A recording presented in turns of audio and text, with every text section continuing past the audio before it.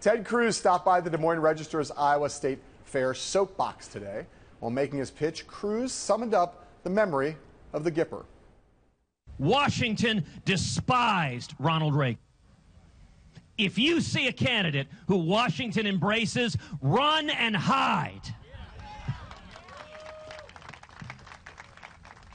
It came from the American people, and it turned this country around. We went from stagnation to booming economic growth. We went from our hostages in Iran to winning the Cold War and tearing the Berlin Wall to the ground.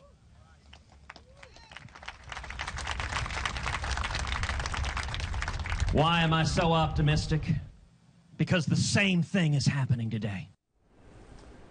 Al, you work for Bloomberg View, and you have a column up on Bloomberg View this week in which you argue that Ted Cruz is, quote, the most underestimated candidate in the field. Mr. Hunt, I ask you, make your case. Mr. Heilemann, first, I knew Ronald Reagan. I covered Ronald Reagan, and Ted Cruz is not the Gipper. Let's just get that straight. But I do think he's underrated for a lot of reasons. First, he's ruthlessly tough and incredibly smart. He's got lots of money. He's got the right message. Every time he attacks Mitch McConnell, they hate it here in the Beltway. They love it out there in the country. He's got a plan, a strategy, the SEC primary that we referred to earlier on March 1. A whole lot of Southern delegates will be picked, and he spent a lot of time there. If any right-wing candidate can coalesce that movement, it'll be Ted Cruz. Not sure it'll happen, but he's got a shot.